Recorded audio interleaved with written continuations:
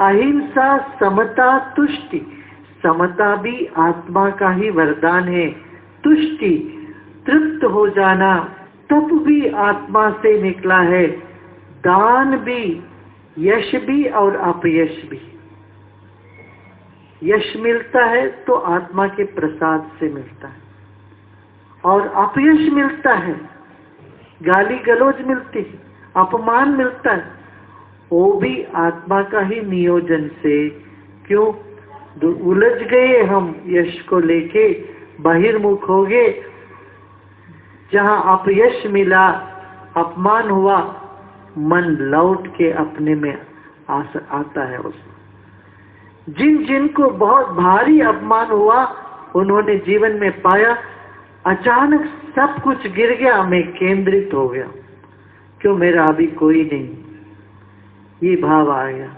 अब कोई सहारा नहीं और कोई चारा नहीं, कहीं और जीवन को आधारित नहीं कर सकते, अब और कुछ नहीं बचा। अपमान इतना हो गया तो एकदम मन अंतर्मुख हो गया, केंद्रित हो गए, आप आत्मस्थ हो जाते हो।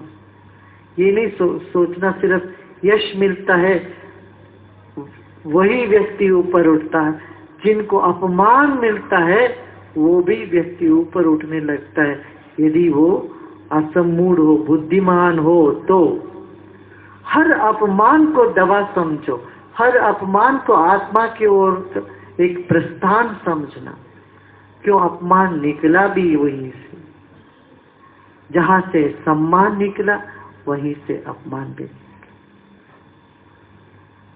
सम्मान अपमान को जब हम समझते ये दूसरे से हमको मिल रहा है, इसी तरह से सुख और दुख को हम समझते हैं दूसरे से हमको मिल रहा है, तब तक हम दुनिया में उलझे रहेंगे, बहिर्मुख होके रहेंगे और मुक्त कभी नहीं हो पाए।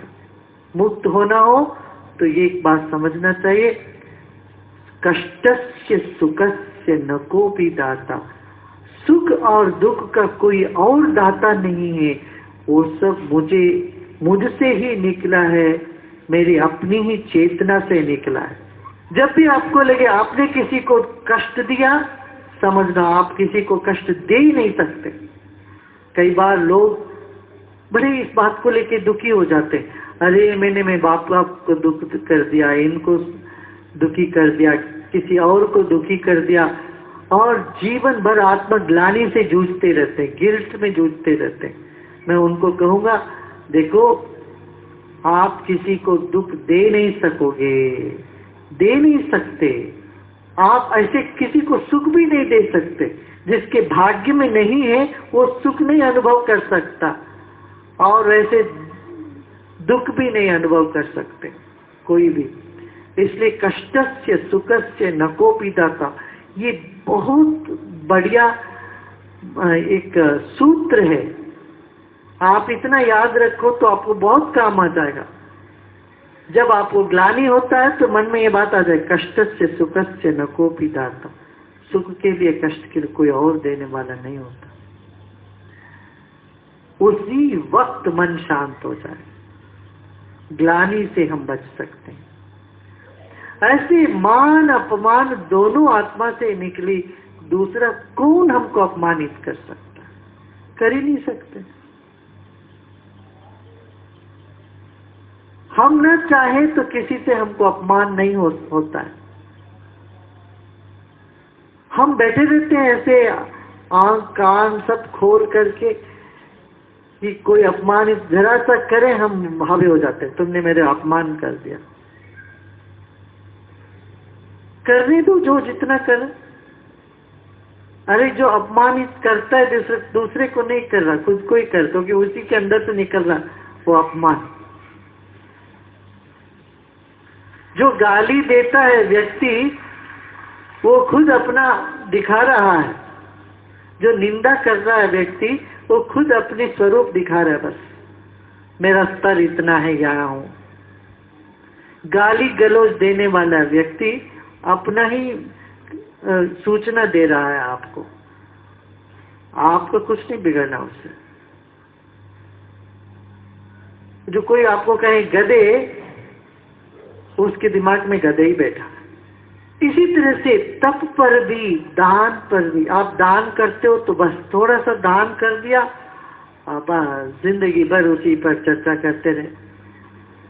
कुछ दिन तपस्या कर लिया, फिर वो अपनी इतना तपस्या का जो अहंकार है बहुत खतरनाक है, अहंकार को जन्म देता है वो। तपस्या का जो अहंकार, मैंने तप किया, मैंने इतना काम किया, मैंने इतना दान दिया, क्या तुमने दिया?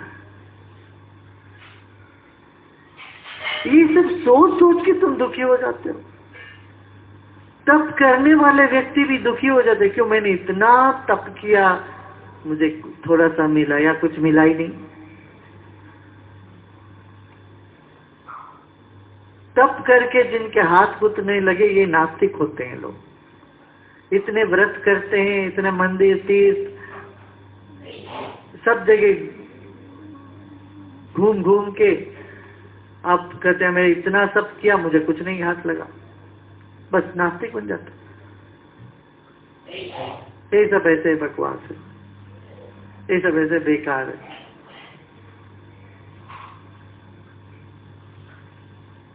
चाहे दान हो, चाहे तप हो, ये सब आत्मा का ही प्रसाद है, ये जानो।